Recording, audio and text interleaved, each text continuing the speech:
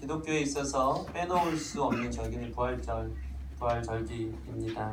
예수님의 부활 사건은 예수님의 사역의 마침표, 완벽한 마침표와 같습니다. 구원의 모든 것을 이뤄내신 완전한 승리의 마지막 도장과도 같은 것입니다. 사실 이 성탄절보다도 어떤 면에서 더 힘있고 더 의미 있는 날이 부활절이 아닐 수 없습니다. 그런데 상대적으로 기독교 절기에서 보면요, 이 부활절은 참 주목받지 못합니다. 생각해 보겠습니다. 성탄절은요, 한 달 전부터 크게 준비합니다. 오히려 세상에서 더 난리법석을 떨면서 준비하는 게 성탄절인 것 같습니다. 성탄절 캐롤은 한 달 전부터 부릅니다. 그런데 부활절 찬양은요, 오늘밖에 안 합니다. 다음 주 예배 때 우리 동료 형제가 사셨네 이 찬양을 콘티로 넣으면 다 의아해할 것입니다. 부활절 찬양인데 왜 부활절 끝난 지가 언젠데 그 찬양을 끄집어내서 찬양하는가. 다음 주에 하는 거 아닙니까? 네. 막 부활절 찬양은 부활절 때만 해야 될 것 같습니다. 어색해요. 여러분, 또 반면 고난주간은 어떻습니까? 많이 준비하고 교회마다 오래 합니다. 그렇죠? 40일 작정, 또한 3주 21일, 일주일은 무조건 합니다. 기본입니다. 그래서 저희 교회도 이번 주에 죽으라고 했습니다. 우리 청년들 얼굴이 점점 이렇게 노랗게 떠가면서 한 주 동안 잘 지켜내셨습니다. 그러면서 십자가의 고난의 의미를 묵상하면서 경건하게 지냅니다. 십자가 찬양은 1년 내내 해도 괜찮습니다. 그렇죠? 제가 성탄절과 고난주간을 그렇게 보내는 것이 잘못됐다라고 말하는 것이 아닙니다. 단지 상대적으로 부활절이 너무 약하다는 느낌이 있습니다. 성탄절이나 고난주간의 추억은 우리가 참 많습니다. 그래서 성탄절 추억하면 은혜하면 많이 있지 않습니까? 떠오르는 것들. 고난주간 때 십자가의 고난을 묵상하면서 그 안에서 주님을 만나고 체험하는 일들이 많지 않습니까? 추수감사절 하면 또 많은 일들이 있습니다. 부활절에 관한 저와 여러분의 추억은 무엇이 있습니까? 계란에 그림 그리기 같은 거, 유초등부 때 부활절 하면 그 정도 생각나는 거죠. 저는 예전에는요, 이렇게 계란 삶으면요, 꼭 이렇게 사고가 있었습니다. 어떤 사고가 있냐면 안에 병아리가 이렇게 깨어나려다만 그 병아리가 그대로 삶아지는 일들이 이제 있었죠. 저 초등학교 때도 그런 일이 있습니다. 야, 이거 봐, 삶은 계란 바닥 먹으러 가는데 한번 뱄는데 그 안에 막 이렇게 있는 거죠. 오늘 그런 일이 없었으면 좋겠습니다. 구운 계란이니까 상관없는 거. 부활절 하면 계란밖에 생각 안 납니다. 생각해봤더니 초등학교 때 그때 그 계란 그거랑 이게 매칭이 되는 너무 상대적으로 약한 느낌입니다. 그런데 지금으로부터 2000년 전 초대교회에서는요, 완전히 달랐습니다. 완전히 달랐습니다. 그때는 고난주간 있었겠습니까? 없었습니다. 그때는 성탄절 행사가 있었나요? 성탄절은요, 주후 예수님 태어나신 이후에 3, 4세기 때 예수님이 인간인가 하나님가에 대한 논의가 심각했습니다. 성육신, 신성과 인성의 논쟁이 부각되면서 예수님의 성육신에 대해서 사람들이 생각하면서 그때부터 만들어낸 절기가 성탄절 절기인 것입니다. 예수님 참 인간이면서 참 하나님이시다라는 것을 절기로 나타낸 것이죠. 초대교회 때는요, 성탄절이 별로 그렇게 중요하지 않았던 것입니다. 초대교회 공동체에서 가장 큰 관심은 예수님이 부활하셨다는 것입니다. 심지어는 부활하신 주님을 기념하기 위해서요, 그게 너무나도 충격적인 사건이기 때문에 가장 큰 이슈고 화두이기 때문에 토요일을 안식일로 지키던 사람들이, 유대인들 개종자조차도 주일을 안식일로 지키기 시작했습니다. 주일이 언제죠? 예수님 부활하신 날 아닙니까? 안식 후 첫날 부활하셨어요. 유대인들에게 안식일은 토요일입니다.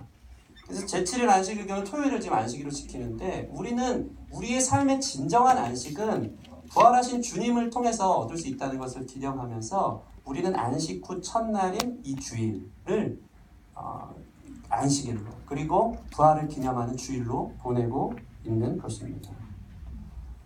여러분, 왜 그렇습니까? 생각해 보십시오. 우리도 이곳에 있는 우리도 예수님께서 부활하신 것을 믿습니다. 믿으십니까? 네. 물론 이 자리에 믿지 못하는 분도 분명히 있을 것입니다.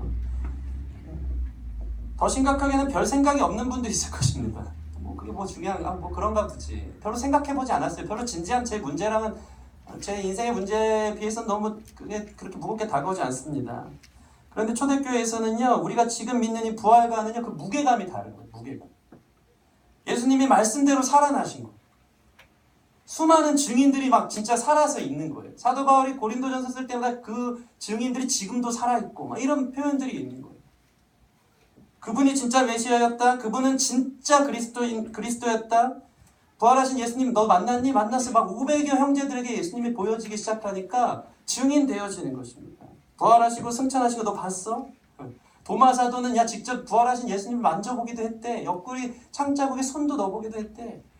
이게 너무나도 크고 충격적인 사건인 것입니다. 예수님이 벽을 뚫고 오셔서 제자들 무리에 들어오셔서 평안하라고, 두려워하지 말라고, 내가 세상을 이겼다고 이렇게 말씀하셨다고. 나 그때 있었어. 이런 일들이 부활의 주님을 기념하기 위한 일들이 그때 가장 큰 사건이었던 것입니다. 사울은 다메섹 도상에서 부활하신 주님을 만나고 그 사람 야 변한 거 봤냐며 완전 인생이 달라졌다고 고백되기 시작한 것입니다. 예수님이 부활하셨다고. 예수님이 부활하셨다고. 이처럼 예수님의 부활을 본 증인들이 증거하고 외치고 다니기 시작한 것이 초대교회예요. 그 자체입니다. 부활의 증인들이 모여서 그 복음을 들고 다니면서 생겨진 공동체가 초대교회라는 것입니다. 예수님의 부활을 목격한 500명이 있었어요.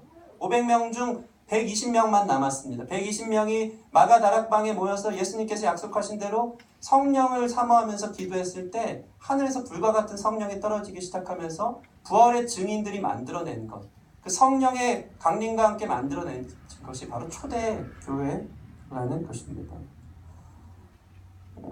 여러분, 이 주님의 그 증인들의 이야기가 유대를 넘어 온 땅 전역에 울려 퍼진 것입니다. 그 부활의 증인들은요, 너무나도 강력한 이 사건을 받고 나서 부활 전에는 다 숨어서 두려워하고 뿔뿔이 흩어졌던 제자들이요, 이제 다 같이 문 밖으로 나오기 시작한 거예요.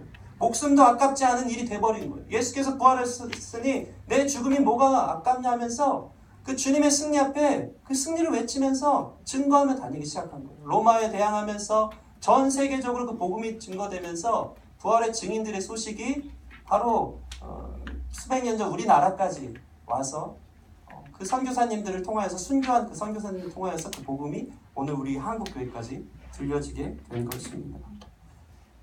여러분, 부활절이 그냥 절기 중 하나가 아닙니다. 예수님이 부활하셨구나, 죽음을 이기셨구나, 그 정도의 무게감, 그 정도의 지적인 이해로 맞춰지는 오늘이 되어지지 않기를 바랍니다.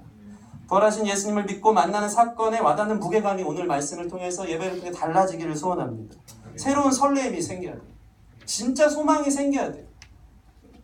삶의 문제들이 아니라 정말 내가 올인하고 내가 붙잡아야 될 것이 무엇인지에 대해서 살아나는 역사가 말씀을 통해 있기를 주님의 이름으로 축원합니다. 그리스도의 승리하심에 대한 높은 경외감과 두려움이 생겨야 돼요. 그게 전부가 되어져야 돼요. 그게 초대교회의 부활하신 주님을 만난 그 현장으로 여러분 가보세요. 그 당연한 거 아니겠습니까? 주님이 승리하셨고 주님이 살아나셨다는데 그거에 온 인생을 바치기 시작하는 일들이 일어나야 되는 것입니다. 주님을 만난 사람들에게 당연한 반응인 줄 믿습니다. 말씀을 통해서 여러분 마음이 뜨거워지길 바랍니다. 여러분의 인생을 바꿀 만한 강력한 충격이 부활하신 예수님을 만나는 사람들의 온전한 반응인 줄 믿습니다. 함께 따라해 보겠습니다. 나는 부활하신 예수님을 믿습니다. 오늘 이 시간 부활하신 주님을 만나길 원합니다. 우리 옆 사람으로 예수님 부활하셨습니다. 아멘. 그 은혜와 그 감격이 새롭게 다가오기를 바랍니다. 여러분, 그렇다면 부활하신 주님을 우리는 어떻게 만날 수 있을까요? 이것은 매우 중요합니다. 도대체 2000년 전에 부활하신 예수님, 살아나신 예수님을 내가 오늘 어떻게 만날 것인가? 첫째는 말씀을 통해 만날 수 있습니다. 여러분, 오늘 말씀을 보면요, 엠마오로 내려가는 두 제자의 이야기가 나옵니다. 여러분 잘 아실 것입니다. 누가복음에서 발견되는 부활 사건 중에서요, 가장 길게 할애된 부활 사건의 이야기입니다. 그만큼 저와 여러분에게 이 부활하신 주님을 만나는 것이 무엇인지에 대해서 오늘 본문 속에서 많이 자세하게 담겨져 있다는 것입니다. 이 엠마오로 가는 두 제자 중 한 명의 이름은요, 18절 말씀을 보면 이게 글로바라는 사람입니다. 글로바와 또 다른 제자 이름은 나오지 않습니다. 이 둘은 예수님의 제자였던 것입니다. 그 둘의 분위기가 어떻습니까? 오늘 말씀 13절, 14절 같이 한번 읽어보겠습니다. 시작!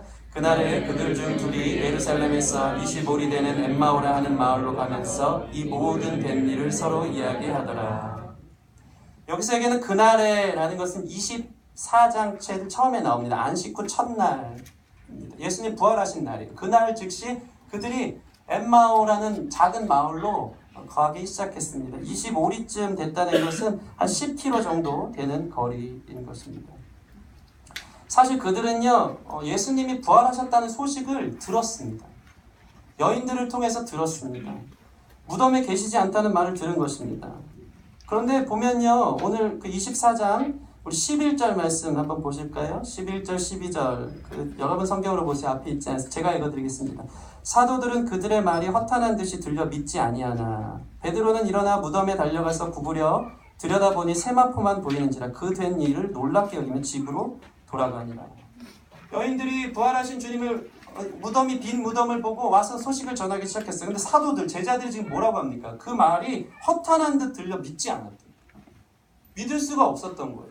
빈 무덤이라고 얘기하는데도 예수님이 그토록 얘기하셨던 내가 부활하겠다, 사흘 만에 부활하겠다는 그 말을 믿을 수가 없어요. 말도 안 되는 사건이라고 생각했기 때문에 그냥 그렇게 넘기고 패배자처럼 살았던 것입니다. 베드로는 원래 성미 급한 사람 아닙니까? 일어나 무덤에 달려가서 구부려 들어가 보니까 세마포만 있는 거예요. 예수님의 시체를 없는 거예요. 근데 어떻게 됩니까? 부활하셨구나라고 딱 생각을 못해요. 그냥 놀랍게 여기며 신기하다. 이게 무슨 일이지? 궁금해하면서 집으로 돌아온 것입니다.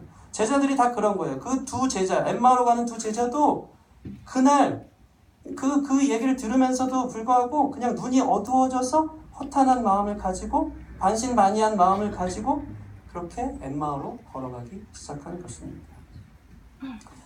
그냥 그들의 마음은 슬픔만 가득했습니다. 이 패배하신 예수님, 죽으신 예수님에 대한 안타까운 얘기만 서로 오고 가면서 걸어가면서 서로 이야기를 하기 시작한 것입니다. 참 안타깝다고. 어떻게 그렇게 무기력하게 십자가에서 달려 죽으시는가. 정말 안타깝네. 정말 훌륭한 분이셨는데. 이런 얘기가 오고 갔을 것입니다. 여인들이 장사 지내러 갔다가 무덤이 비어 있었다고 하는데 그게 말이 되나. 이러면서 서로 대화를 주고받았을 것입니다. 근데 그때 예수님께서 나타나십니다. 그렇게 서로 대화하면서 내려갈 때 부활하신 예수님이 그들 앞에 짠! 나타나십니다. 그런데 그 두 제자는 그 순간 예수님을 알아봅니까? 못 알아봅니까? 못 알아봅니다. 이럴 수가 있는 거. 우리는 말씀 보면 어떻게 이럴 수가 있지 할 만큼 전혀 못 알아봅니다. 성경은 정확하게 그 원인을 그들의 눈이 가리워졌다고 이야기하고 있습니다. 우리 16절 말씀, 15, 16절 같이 시작. 그들이 서로 이야기하는 눈을 때 예수께서 가까이 이르러 그들과 동행하시나 그들의 눈이 가려져서 그인 줄 알 수 있었다는 거예요. 아멘. 여러분, 이 눈이 가리워졌다는 표현은 매우 중요한 표현입니다. 사람은요, 자기가 믿은 대로 사물을 보고 생각하는 경향이 있습니다. 이 사람의 뇌는요, 보통 전달받은 정보를요, 그대로 믿지 않고요, 해석해서, 자기 나름대로 해석해서 그 정보를 파악한다는 겁니다. 그러니까 사실이 아닌 선입관을 갖고 판단하고, 사실은 보고 싶은 대로 그 사물을 보고, 듣고 싶은 대로 그 사물에 대해서 듣고, 그게 우리 뇌에 입력되어진다고 합니다. 그만큼 연약한 존재라는 것입니다.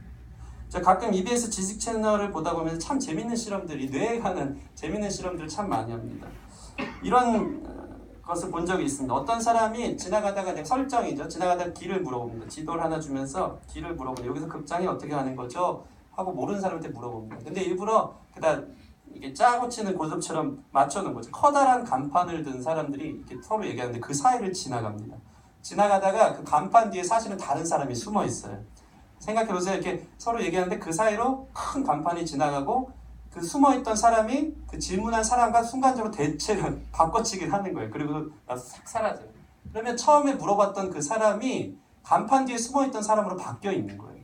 그러면서 지금 뭐 해화동 극장에 어떻게 가시죠? 처음 물어봤던 사람이 달라졌는데 그 실험을 보니까 아무도 그 사람이 바뀐 사실을 모른다는 거죠. 이게 되게 황당하죠. 근데 여러분도 아마 나는 안 그렇겠지 하겠지만 10명인가 실험하는데 다 그러는 거예요.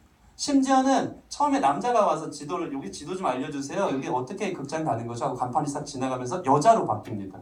여자로 바뀌는 그 영상 한번 보여드리고 싶네요. 여자로 바뀌는데도 그러다 계속 설명을 해주고 있는 거예요. 이 우리의 이 처음에 이 선입견, 남자 어떤 음성 그런 들어왔던 입력이 자기한테 있다 보니까 뇌가 이게 착시 현상을 하고 그걸 그대로 남자였는데 여자로 믿고 이런 일들이 있는 것입니다. 제가 이게 너무 재밌어서 여러 가지를 한번 찾아봤습니다. 또 이런 실험이 있습니다. 면접관이 앞에 앉아 있어요. 그 앉아 있는 면접 보는 학생들에게 하나의 그림을 보여줍니다.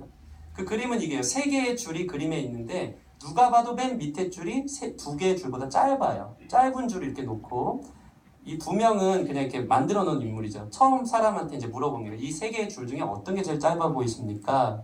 이 사람이 밑에 줄이 제일 짧은데도 불구하고 중간에 있는 줄이 좀 짧아 보이네요. 그 다음 사람한테 당신은 어떤 줄이 더 짧아 보이십니까? 중간에 있는 줄이 짧아 보이네요. 마지막에 이제 그 실험 대상한테 물어봤더니 어떤 줄이 짧아 보이십니까? 중간에 있는 줄이 좀 짧아 보입니다. 이렇게 얘기한다. 근데 이게 되게 신기한 게 뭐냐면요. 그 뇌파 뭐 이런 걸 이렇게 검사해 봤더니 이게 그 사람이 거짓말 하는 게 아니에요. 거짓말 하는 게 아니고 상대가 얘기해서 그렇게 얘기한 것이 자기에게 입력되고 나서 보니까 자기가 눈으로 볼 때 정말 중간의 것이 더 짧아 보이는 걸로 여겨진다는 거죠. 아무도 믿지 않는 이 분위기, 여러분 판단할 걸 그랬어. 막 이렇게 꺼내가지고. 그러니까 둘 다 그렇게 말하니까 나도 그래야지 하고 거짓말하는 게 아니고 실제로 그렇게 보이기 시작했다는 거예요. 이것이 먼저 받은 정보의 영향을 받아 착각을 일으키는 앵커링 효과라고 하는 것입니다. 이런 얘기 하니까 또 믿어지고 아 그렇구나. 여러분 이렇게 뇌가 착각하는 경우가 있어요. 자신이 효율적인 대로 판단하고 싶은 일종의 뇌의 버그와 같은 거. 이게 연약한 존재라는 거예요. 별의별 이게 효과가 다 있어요. 치어리더 효과, 상류 계급 편향 효과, 헤일로 효과, 심리적 반발 효과, 밴드 외관 효과. 이게 뇌를 다 착시하게 하는 현상 중에 하나라는 것입니다. 여러분 제가 왜 이야기를 합니까? 지금 이 두 제자는요. 슬픔과 비통에 잠겨 있어요. 그리고 죽은 사람이 살아나는 것은 믿을 수가 없었다는 그 전반적인 제자들 분위기 속에 자기들도 있었던 거예요. 말도 안 되는 사건이라고 생각했어요. 그러다 보니까 상갓집 분위기처럼 살다 보니까 예수님을 지금 옆에 두고도 그럴 리가 있어 하면서 못 알아보는, 실제로 못 알아보는 거예요. 자신들의 선입견에 쌓여서 상상도 할 수 없는 일이 벌어진 거죠. 그 상황과 환경에 매여서 그들의 눈이 가려진 거예요. 이건 불가능한 일이다. 그럴 수가 없다. 그렇게 생각해 버리는 것입니다. 근데 참 예수님께서 참 재밌습니다. 그때부터 그들의 대화에 참여하시면서 같이 동행해 나갔습니다. 저 같으면 예수님 많이 마음 상하셨을 것 같습니다. 예수님 많이 삐질 것 같습니다. 생각해 보세요. 다른 복음서를 봐도요. 여러 곳에서 부활하신 예수님이 제자들 앞에 나타나는데 다 알아봅니까? 못 알아봅니까? 못 알아봐요. 못 알아봐요. 아니 이것들 다 배신하고 도망치더니 내가 성형한 것도 아닌데 그냥 이렇게 물론 변모하셨겠죠. 부활하셔서 얼굴이 빛이 나셨겠죠. 좀 다른 느낌이긴 했겠죠. 근데 못 알아봐요. 못 알아봐. 저 같으면 이제 삐져갖고 막 이렇게 난리가 날 텐데 소심하게. 근데 다른 복음서를 봐도 여러 곳에서 부활하신 예수님이 나타나는데 다 못 알아보는 것입니다. 예수님이 그때마다 같이 식사도 하세요. 다른 복음서를 보면 식사도 하시고 보여주시고 도마에게는 아까 얘기한 것처럼 옆구리에 창자국과 못자국을 만지기까지 합니다. 그러면서 자신이 예수님이고 부활하신 몸이 그대로 있음에도 불구하고 예수님 자신이 부활하신 거 맞으니까 좀 믿어달라고 하면서 증명하면서 제자들에게 3번씩 나타나기 시작한 것입니다. 이토록 사람이 눈이 믿음이 연약하다는 것을 주님은 알고 계셨던 것입니다. 그래서 그 둘은 예수님과 대하면서 예수님 그 대화 속에 들어가셔서 그 일들에 대해서 이야기를 시작합니다. 17절부터 24절 말씀입니다. 말씀 보실까요? 제가 한번 읽어드리겠습니다. 17절부터 예수께서 이르시되 너희가 길 가면서 서로 주고받고 하는 이야기가 무엇이냐 하시니 두 사람이 슬픈 빛을 띠고 머물러 서더라. 그 한 사람인 글로바라 하는 자가 대답하여 이르되 당신이 예루살렘에 체류하면서도 요즘 거기서 된 일을 혼자만 알지 못하느냐. 여러분 상황이 너무 재밌지 않습니까? 예수님이 근데 계속 모른 척 하세요. 19절 이르시되 무슨 일이냐. 본인 일인데도 무슨 일이냐. 그 대화 속으로 들어가고 계신 거예요. 혼자만 모르는 이상한 사람 됐는데도 그래 무슨 일이야. 나중에 한번 얘기 좀 해달라고. 그게 설명해 주는 거예요. 나사렛 예수의 일이니 그는 하나님과 모든 백성 앞에서 말과 일에 능하신 선지자거늘 우리 대제사장들의 장들과 관리들이 사형 판결에 넘겨주어 십자가에 못 박았느니라. 우리는 이 사람이 이스라엘 속량할 자라고 바랐노라. 이뿐 아니라 이 일이 일어난 지가 사흘째 3일이나 지났고 또한 우리 중에 어떤 여자들이 우리로 놀라게 했으니 이는 그들이 새벽에 무덤에 갔다가 그의 시체는 보지 못하고 와서 그가 살아나셨다는 천사들의 나타남을 보았다 함이라. 또 우리와 함께한 자 중에 두어 사람이 무덤에 가서 과연 여자들이 말한 바와 같음을 보았으나 예수는 보지 못하였느니라 하거늘. 설명을 다 해주는 거예요. 보고 왔다고 하는데 그런 일이 있었다고 하는데도 믿을 수가 없다고 하면서 그냥 슬픔에 잠겨서 그 이야기들을 예수님께 지금 하고 있는 것입니다. 예수님이 곰곰이 끝까지 그 이야기를 다 듣고 계십니다. 이제 예수님이 그들에게 부활하신 당신의 사건을 그때부터 이제 말씀을 따라 풀어주기 시작합니다. 우리 25절 말씀 같이 한번 읽어보겠습니다. 25절 시작. 이르시되 미련하고 선지자들이 말한 모든 것을 마음에 더디 믿는 자들이요. 갑자기 예수님이 훅 들어오시죠. 처음에는 무슨 일이냐며 궁금하다고 그 얘기 좀 얘기해달라고 나 혼자 몰랐다고 하면서 이렇게 부드럽게 하시는데 갑자기 강력하게 이르시되 미련하고 선지자들이 말한 모든 것을 마음에 더디 믿는 자들. 이 충격요법으로 갑자기 확 다가옵니다. 사람들이 각성이 딱 되는 거예요. 누군데 갑자기 이렇게 엄포를 놓고 우리를 혼을 내나. 모르는 동행했던 사람이 와서 물어봐서 설명해 줬을 뿐인데 갑자기 자기한테 미련하고 믿음이 없는 자들이에요. 얘기가 시작되기 시작한 것입니다. 낯선 사람이 와서 경청하면서 잘 듣는 것 같았는데 정서적으로 자기가 갑인 것처럼 갑자기 확 들어오는 거예요. 그때부터 이제 심상치 않은 일이 벌어지는 것입니다. 딱 분위기 잡고 말씀 들어가시는 것입니다. 26, 27절. 그리스도가 이런 고난을 받고 자기의 영광에 들어가야 할 것이 아니냐 하시고 이에 모든 모세와 모든 선지자의 글로 시작하여 모든 성경에 쓴 바 자기에 관한 것을 자세히 설명하십니다. 여러분 예수님께서 직접 말씀을 풀어주시기 시작합니다. 모세부터 싹 훑어주면서 이게 이 얘기다. 이게 이 얘기다. 이게 부활의 이야기다. 이게 대속되는 나의 이야기다라는 것을 계속해서 설명해주고 계신 것입니다. 성경 속의 주인공인 당신께서 죽음을 깨뜨리고 다시 살아나신 예수님 자신께서 자신에 관한 것을 지금 설명하고 계십니다. 여러분 이거 정말 아이러니한 일입니다. 예수님의 부활하신 것을 지금 옆에 보고도 제자들이 못 믿는데 예수님은 또 그럴 줄 알고 일부러 알고 본인이 본인을 지금 증거하고 계시는 이 상황을 여러분 생각해 보십시오. 무엇으로 증거합니까? 증거되어진 말씀으로 예수 그리스도께서 부활하신 사건을 증명하고 계신 것입니다. 여러분 이건 너무 재밌지 않습니까? 여기서 발견되어지는 부활의 주님을 믿고 만나는 일이 무엇인지를 우리가 볼 수 있습니다. 어떻게 가능한 일입니까? 부활하신 주님을 어떻게 만납니까? 눈으로 본다고 만나는 것입니까? 그러지 않다는 것입니다. 눈앞에 서 있어서 눈으로 보아도 믿지 못하는 제자들에게 말씀이 풀어질 때 부활하신 주님을 보기 시작합니다. 말씀이 풀어질 때 믿어지기 시작합니다. 그분이 예수님 맞구나라는 것이 깨달아지기 시작하는 것입니다. 우리의 눈으로도 못 보니까, 봐도 못 믿으니까, 예수님 자신이 부활하신 그 몸이 있으심에도 불구하고 지금 말씀을 모세부터 일일이 다 설명해 주고 계시니까 그제서야 눈이 떠지면서 깨닫기 시작한 것입니다. 여러분 이게 중요한 얘기입니다. 누가복음에서 누가는요 이걸 철저히 기록하고 있어요. 자신 몸을 보여줘서 이게 부활했다는 것이 증명되기도 하지만 꼭 말씀을 풀어주세요. 그때 믿기 시작합니다.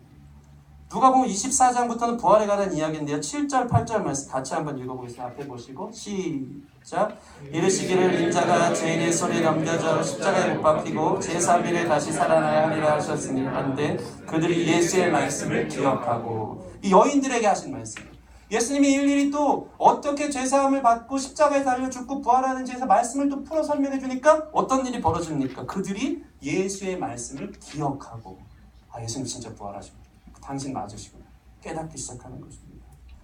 우리 24장 44절에 45절도 있습니다. 같이 한번 읽어보겠습니다. 앞에 보시고 시작. 이르시되 내가 너희와 함께 있을 때 너에게 말한 바 곧 모세의 율법과 선지자의 글과 시편의 나를 기록된 모든 것이 이루어져야 하리라 하는 말이 이것이라 하시고 이에 그들의 마음이 열어 성경을 깨닫게 하시고 아멘 아멘. 나중에 11제자에게 나타나셨어요. 나타나셔가지고 말씀도 해주시고 손과 발도 보여주시고 떡 구운 생선 한 조각도 드십니다. 그리고 나서 다 의아해하는 거예요. 진짜 예수님 맞는가? 그때 말씀을 또 풀어주시는 거예요. 모세의 율법과 선지자의 글과 시편의 나를 가리켜 기록된 모든 것이 이루어져야 하리라 하고 그 얘기를 전하고 나니까 어떤 일이 벌어집니까? 마음을 열어 성경을 깨닫게 하시고 부활하신 예수님을 만나는 역사가 있었던 것입니다. 여러분 우리가 꼭 눈으로 주님을 보아야 살아계신 주님을 믿는 것입니까? 여러분의 눈을 의심할 것입니다. 봐도 믿지 못하는 제자와 같은 모습이 우리의 모습일 것입니다. 우리는 늘 그럽니다. 주님 좀 보여주세요. 부활하셨다면 나타나주세요. 보여주세요. 그럼 믿겠다고. 여러분 여러분의 눈을 너무 믿지 않았으면 좋겠습니다. 제자들이 그걸 지금 보여주는 것입니다. 그리고 실제적으로 2000년 전에 부활하셨던 주님이 지금 우리에게 몸으로 나타나실 일이 있습니까? 없습니까? 없습니다. 예수님께서는 대신해서 우리에게 성령님을 보내주셔서 그 모든 것을 증거하게 하시고 부활하신 주님을 믿게끔 하시지, 육신의 몸으로 오시는 일은 두 번째 다시 이 땅에 오실 때, 심판의 왕으로 오실 때 우리는 반드시 주의 몸을 보게 될 줄 믿습니다. 중요한 게 뭐냐면 2000년 전에 봐도 못 믿고 지금 봐도 예수님이 만남, 우리의 눈으로 그게 보여지는 게 아니고 말씀을 들어 깨달을 때 부활하신 주님이 믿어지는 역사가 있다는 것입니다. 그래서 말씀이 중요한 줄 믿습니다.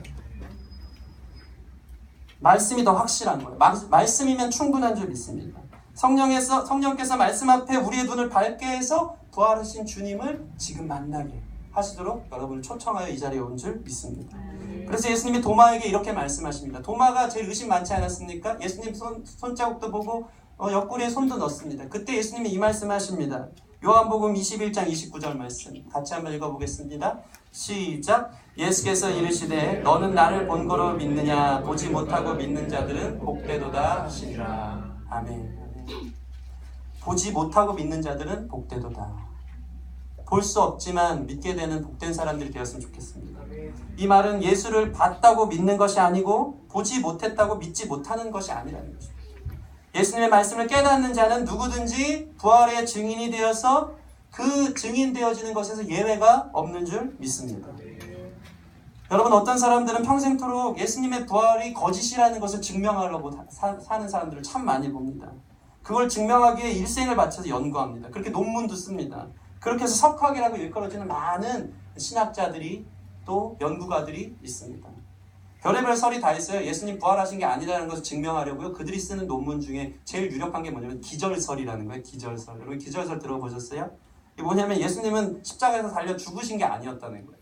잠깐 기절했던 거예요. 그래서 그 무덤에 들어갔더니 서늘하고 이게 시원하지 않습니까? 그래서 깨신 거죠.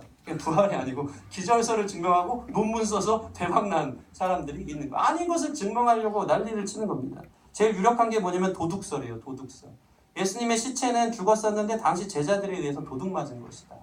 그들이 가져가놓고 부활했다고 뻥친 거. 지금 막 믿는 눈빛들이 도둑설을 믿는 눈빛들이. 사실 이 이야기는요, 예수님의 부활 사건 이후 가장 이제 유력한 이야기이긴 합니다. 유대 관원들이요, 이 소문이 또 커지고 예수님 부활하면 또 막 난리가 나지 않겠습니까? 나라가 막 시끄러워질 것 같기 때문에 군인들을 매수해서 돈으로 주고 사서 그 문지기 군인들에게 이 소문 내지 말라고, 도둑 맞은 걸로 하라고 이렇게 얘기하라고 매수해서 계속 그런 소문이 돌게 되었다는 연구가 있습니다. 어찌됐건 막 이렇게 증거를 대는 거예요. 그럴싸하게 눈이 가려진 채로 믿기 싫으니까 그냥 예수님 부활하지 않았다고 그렇게 이야기하고 있는 것입니다. 그런데 여러분, 우리가 읽는 이 복음서 기자들은 달라요. 복음서 기자들이 바보가 아닙니다. 그들은 낱낱이 되어진 사건을 자기들 나름대로 하나님 주신 영감을 따라 자기들이 본 증거대로 기록하고 있습니다. 마태, 마가, 누가, 요한복음이 이 예수께서 부활하셨다는 사건을 중심으로 다 기록하고 있는 거예요. 그들의 뜨거운 열정을 여러분 보시기 바랍니다. 그들이 증명하고 있는 거예요. 재미있는 게 무엇이냐면 이 복음서 기자들의 부활에 대한 증거가 다 똑같습니까? 조금 다릅니까? 조금 달라요. 조금 달라요. 여러분, 근데 이게 더 큰 증거가 되는 거예요. 부활을 목격한 여인들의 이름이 좀 달라요. 그리고 예수님이 나타나신 순서나 내용들이 좀 달라요. 근데 그래서 못 믿는 것이 아니라 그래서 더 믿을 수 있는 것입니다. 왜 그렇습니까? 성경이 사기라면, 성경이 날조된 것이라면 사실인 척하기에 토시 하나 빼놓지 않고 내용을 다 맞췄을 것입니다. 이 다음 이 순서, 그래야지 믿는다. 조금씩 다르다는 것은 자기들에게 나타난 부활의 그 체험들, 하나님께서 영감 주셔서 쓰신 그 기록들이 자기들의 인격과 성향을 따라 다르게 쓰여지면서 짜맞춰 봤더니 그게 부인할 수 없는 놀라운 사건이고 역사였다는 것을 증명하고 싶은, 그렇게 해서 복음서가 쓰여져 있다는 것입니다. 그것이 더 큰 신뢰를 주는 것입니다. 그것이 반증인 것입니다. 여러분, 성경을 보시고 부활하신 주님을 만나는 역사가 있기를 바랍니다. 부활절이 계란 받는 날이 아니라 제발 밤이든 아침이든 부활 사건의 내용을 여러분 사복음서 보면서 좀 뒤져보세요. 말씀을 통해 여러분 눈이 떠지는 역사가 있을 줄 믿습니다. 물론 이때 이 지금 엠마오로 가는 두 제자들에게는 사복음서 없었습니다. 그죠? 근데 대신 강사가 예수님 자신이었으니까 얼마나 탁월했겠습니까? 풀어준 게. 뭐 그냥 믿지 않을 수 없었겠죠. 그러나 제가 여러분에게 좀 도전하고 싶은 것은 부활절에 여러분이 직접 말씀을 묵상하는 역사들이 있었으면 좋겠습니다. 마음이 뜨거워질 거예요. 성령께서 알려주실 줄 믿습니다. 저는 볼수록 소름 끼치던데요. 마음이 정말 뜨거워지던데, 정말 사실이구나 믿어지던데요. 말씀대로 다 되는구나 믿어지던데요. 여러분이 직접 만나야 됩니다. 여러분이 직접 만나시길 바랍니다. 32절 말씀 같이 한번 읽어보겠습니다. 누가복음 24장 32절 시작. 그들이 서로 말하되 길에서 우리에게 말씀하시고 우리에게 성경을 풀어주실 때 우리 속에서 마음이 뜨겁지 아니하느냐. 이것이 말씀 앞에 있는 부활하신 주님을 만난 증거인 줄 믿습니다. 여러분 말씀을 들을 때 마음이 뜨거워지십니까? 부활하신 주님을 생각할 때 여러분의 마음이 뜨거워지십니까? 그것이 주님을 만난 그 무엇과도 바꿀 수 없는 증거인 줄 믿습니다. 아, 주님 정말 말씀대로 오시는구나. 진짜 살아계셔서 지금 내 옆에 계시는 분이시구나. 말씀대로 되는구나. 본 것보다 더 확실하게 믿어지는 게 말씀의 증거예요. 예수님도 그래서 말씀을 풀어주신 것입니다. 여러분 이 이야기가 목회자들만의 다가오는 뜨거움의 이야기가 되지 않기를 바랍니다. 왜 저만 그래야 됩니까? 왜 요한 목사님만 그래야 합니까? 여러분 제 요한 목사님 가끔씩 이렇게 간증하시는데 요한 목사님 군대에서 말씀보다 뒤집힌 사람입니다. 군대에서 말씀보다. 제가 그걸 잘 압니다. 20대에 저랑 별로 안 놀았습니다. 왜냐면 그때 저는 거룩했거든요. 감옥에 20대에 별로 추억이 없어요. 고등학교 때까지 이제 저를 타락시키고 막 이러고 광장시장 데리고 가고 뭐 이랬었는데 저한테 있어서 고등학교 때까지 저는 학교 집 교회밖에 몰랐었는데요. 저한테 버스 정류장을 한 10정거장 정도 멀리 데리고 간 사람은 요한 목사님밖에 없습니다. 저의 뭐 삶의 지경을 넓혀준다고 했었는데 20살 때부터 약간 필름이 끊겨요. 이분이랑 별로 교제가 없어요. 보면 이제 가끔 막 찬양, 그 교회 문화하는 애들 있었죠. 나중에 알고 보니까 적지 않게 방황했던 20살 시절이었던 것 같습니다. 놀라운 게 뭐냐면 진짜 반전 아닙니까? 목사님을 30살 넘고 쉐이커스라는 단체에서 봤는데 변한 거예요. 제가 고등학교 때부터 봤던 친구인데 변한 거예요. 증인이 돼 있는 거예요. 언제 가능했습니까? 군대에 있을 때 혼자 말씀 보다가 뒤집어진 거예요. 이사야 말씀 보다가. 그리고 진짜 변한 거예요. 제가 보면 알아요. 병일이 형제도 보면 알 겁니다. 요한 목사님 많이 그러는 거. 아, 난 진짜 살아계시는구나. 저게 증인되는 거구나. 네. 아멘 소리 나오잖아요. 진짜 존경스러운 사람 되었더라고요. 언제? 자기가 말씀 보고 예수님 만났을 때. 말씀을 통해 부활하신 주님을 만나게 될 줄 믿습니다. 그게 없으니까 지금 저 목사님이 만난 하나님 한 달이 건너서 계속 능력도 없이 체험도 없이 그렇게 살아가는 것입니다. 여러분 당시 부활하신 예수님께서 처음 몸을 보인 사람들은 누구였냐면요, 여인들이었습니다.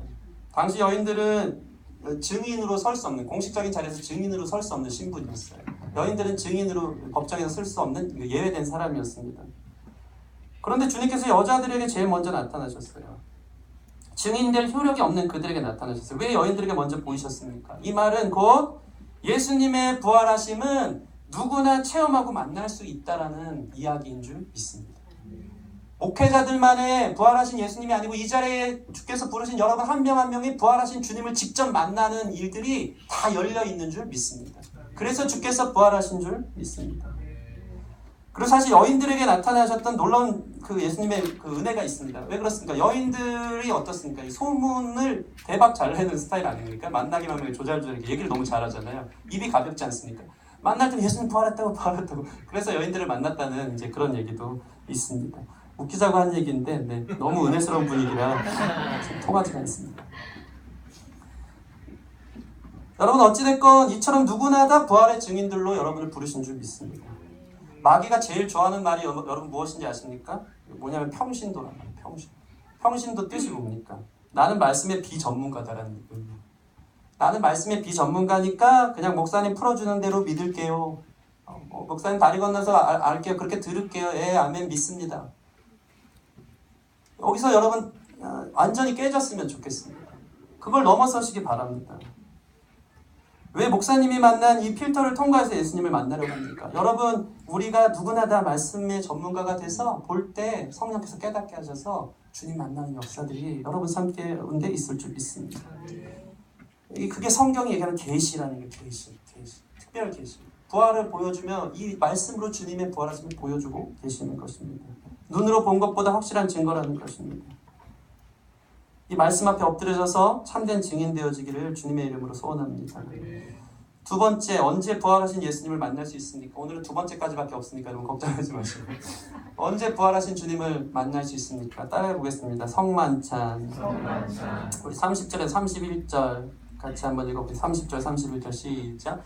그들과 함께 음식 잡수실 때 떡을 가지사 축사하시고 떼어 그들에게 주시니 그들의 눈이 밝아져 그인 줄 알아보더니 예수는 그들에게 보이지 아니하시는지라. 아멘. 성경이 풀어집니다. 말씀이 은혜로 다가옵니다. 더 초청해서 더 듣고 싶어서 같이 유하여 달라고 얘기합니다. 그리고 나서 예수님께서 그들에게 떡을 떼어주시면서 축사하시면서 성만찬을 시작하십니다. 예수님과 함께 음식을 먹고 예수님의 떡을 떼어 축사하시면서 나눠주실 때 어떤 일이 벌어집니까? 그들의 눈이 밝아집니다. 온 거예요. 눈이 밝아진 거예요. 확실히 깨달아진 거예요. 아, 예수님이구나. 예수님 진짜 부활하셔서 지금까지 우리 옆에 계셨구나. 만찬을 떼면서 깨달아진 것입니다. 놀랍고 흥분되는 순간이었던 것입니다. 예수님의 떡 떼던 그 손이 이미지처럼 예전에 십자가 지기 전에 6월절에 그 손이 보여지기 시작한 거예요. 기념하라는 그 말씀이 보여지기 시작한 거예요. 그 주님이 지금 내 옆에 계시구나. 놀랍고 흥분되는 순간이었던 것입니다. 그리고 나서 예수님 정말 멋있게 사라지십니다. 안 보이지만 이제 그들의 삶이 완전 변해져서 부활의 증인들로 즉시 일어나 돌아가는 역사가 일어난 것입니다. 여러분, 성만찬은요, 예수님을 체험하는 놀라운 시간인 줄 믿습니다. 특별히 현대를 살아가는 현대인들은요, 이 과거의 사건을 단지 이 말씀의 글로만 알 수밖에 없지만 친히 제정하신 이 절기는 그 전문적인 얘기 아남네시스라고 해요. 신학적인 용어로. 이게 뭐냐면 과거를 현재의 경험으로 가져와 경험케 하는 하나님의 은혜의 방편이라는 거예요. 과거 일이 우리가 이것을 체험할 때 2000년 전 그 일이 오늘 이것을 체험하면서 예수님의 살아계심으로 다가오게끔 하는 은혜의 방편이 이 성만찬이라는 것입니다. 여러분, 이 말이 성만찬을 대할 때 예수님 오늘 나 만나주시나 뭐 그런 것이 아니고 믿음으로 이 거룩한 예식에 여러분 참여할 때 여러분 성령이 바람처럼 임하듯이 여러분에게 강력한 증거로 예수님의 살아계심을 만나게 되어지는 귀한 역사가 있을 줄 믿습니다. 성령이 바람처럼이에요. 그게 언제 불어온지는 모르지만 누구나 다 느껴요. 그 바람을 거부할 수 없어요. 그 은혜가 만찬을 통해 있기를 바랍니다. 이 두 제자에게 떡을 떼어 주실 때 성령께서 역사하셔서 눈이 떠진 것처럼 여러분 주님의 몸에, 주님의 잔에, 주님의 피에 우리가 참여할 때 그분의 죽으심뿐만 아니고 부활하신 주님의 몸에 우리가 연합하는 순간 아닙니까? 생명 대신 주님의 떡과 잔을 나누면서 그 생명이 우리 삶 가운데 같이 흐르고 있다는 마음과 생각을 가지고 연합할 때 부활하신 주님이 살아계셔서 우리 삶에 역사하신다는 것을 여러분 경험하게 될 줄 믿습니다. 말씀을 마치겠습니다. 여러분, 부활을 경험한 사람들이 이제 어떻게 됩니까? 가던 길을 바꿉니다. 슬픔과 실패의 자리로 가던 엠마오의 두 제자는 이제 증인이 되어져서 사람들에게 이 사실을 알려주려고 예루살렘으로 일어나 달려가기 시작합니다. 우리 33절에서 35절 말씀 같이 한번 마지막으로 읽겠습니다. 시작! 곧 그때로 일어나 예루살렘에 돌아가 보니 11제자 및 그들과 함께한 자들이 모여 있어 말하기를 주께서 과연 살아나시고 시몬에게 보이셨다 하는지라. 두 사람도 길에서 된 일과 예수께서 떡을 떼심으로 자기들에게 알려진 것을 말하더라. 아멘. 아멘. 그때로 일어나 주님을 만난 즉시 증인이 되어지는 것입니다. 여러분, 예수께서 부활하셔서 지금도 우리 삶 가운데 살아계시는 것을 여러분 믿으시기 바랍니다. 그분은 성령님으로 우리 마음 가운데 계속해서 말씀으로 찾아와 주시고 일하시는 분입니다. 교회 안에만 살아계신 부활하신 주님이 계신 것이 아닙니다. 주일에만 부활하신 주님이 계신 것이 아닙니다. 엠마오로 가던 그 제자들이 다시 돌이켜서 삶의 자리로 예루살렘으로, 그리고 다른 복음서를 보면요 갈릴리에서 예수님이 기다린다고 하셨어요. 여러분, 삶의 현장에 살아계신 주님을 만나는 역사가 있으면 좋겠습니다. 그거는 여러분이 삶의 현장 속에서 말씀을 대하면서 살아갈 때 가능한 일인 줄 믿습니다. 이게 되게 중요한 포인트예요. 말씀을 맺으면서 제가 이 이야기를 해드립니다. 요한복음 11장 보면요 이런 이야기가 있습니다. 여러분 잘 아시는 이야기인데, 죽은 나사로를 살리시기 위해서 예수님이 찾아오십니다. 찾아오시는데 그의 누이 마르다에게 이렇게 얘기합니다. 예수께서 이르시되 내 오라비가 오늘 다시 살리라 얘기합니다. 마르다가 어떻게 대답합니까? 믿음이 되게 있어 보여요. 뭐라고 대답하냐면 마지막 날 부활 때에는 다시 살아날 줄을 내가 아나이다. 나중에 죽고 난 자가 부활할 것을 나는 믿습니다. 그냥 미래의 어떠한 일, 부활이 나의 삶, 지금의 삶과는 상관없이 미래에 그렇게 될 것이라는 그냥 멀리 있는 어떤 믿음으로만 얘기하는 거예요. 맞습니다, 주님. 주님 부활의 주님이시죠. 마지막 날에 부활케 하실 때 살아날 줄 내가 믿습니다. 예수님이 그것 때문에 너무 화가 나셨어요. 그 다음 말씀이 뭡니까? 예수께서 이르시되 나는 부활이요 생명이니 나를 믿는 자는 죽어도 살겠고 무릇 살아서 나를 믿는 자는 영원히 죽지 아니하리니 이것을 내가 믿느냐. 이 의미가 뭡니까? 나 지금 나사로 살리러 왔다는 거예요. 내가 부활이요 생명이니까 지금 믿는 즉시 그 부활의 능력이 너의 가정과 너의 삶에 나타날 거라고 주님께서 말씀하시는 거죠. 여러분 부활하신 주님을 여러분 삶에 모실 때 여러분 매일 24시간 삶 속에서 살아계신 주님을 경험하게 될 줄 믿습니다. 여러분이 언제 신앙생활하면서 가장 많이 넘어집니까? 주일날은 성령 충만을 잘 지내는데 여러분이 일상생활 살다 보면 조금씩 세상적인 것들로 어둠들로 데미지를 입는 거예요. 시험을 여러분 언제 듭니까? 저는 이제 가정을 꾸리고 있다 보니까 언제 시험 듭니까? 뭐 이제 저희 와이프를 보면 주로 이제 설거지할 때 시험을 많이 든대. 별일 아닌 것 같은데 설거지하다 보면 이렇게 막 쌓아놓은 설거지를 누가 하냐 서로 밀다가 설거지 오늘도 내가 하는구나 하면서 그것 때문에 마음이 막 아픈 거예요. 설거지하다 시험 잘 듭니다. 애 키우다가 시험 잘 들어요. 여러분 일상생활에서 우리의 신앙을 좀먹는 일들이 많이 있는 거예요. 여러분 친구 만나서 그들과 세상적인 얘기하다가 성령 충만함 소멸되고 잊어버리는 거예요. 커피 한잔 하면서 누가 이렇게 이야기를 하면서 일상생활에서 회사에서 시켜준 복사를 하면서 이것도 내가 해야 되냐 이러면서 기분이 나빠지면서 신앙을 다 팔아먹는 일들이 있는 거예요. 작은 일인데 그런 일상생활의 삶 속에서 살아계신 하나님을 느끼지 못하고 살면 그게 여러분의 신앙을 좀 먹고 갉아먹는 일들이 돼요. 그래서 지금도 살아계신 주님을 여러분 매일의 삶 속에 모셔드리기를 바랍니다. 그럼 부활하신 주님의 능력과 은혜가 그 모든 일에서 승리케 하는 일들이 나타날 줄 믿습니다. 시험 드는 게 아니고 거기서 계속 우리의 신앙은 성숙해지고 승리하게 될 줄 믿습니다. 부활의 능력은 우리의 죽음을 생명으로 바꾸어 놓습니다. 절망에서 소망을 줍니다. 슬픔에서 기쁨을 줍니다. 고난에서 영광을 바라보게 합니다. 말씀대로 살아나시고 말씀대로 다시 오실 예수님을 바라보며 복음의 증인들로 승리하시는 저와 여러분의 삶이 되기를 주님의 이름으로 축원합니다. 기도하시겠습니다.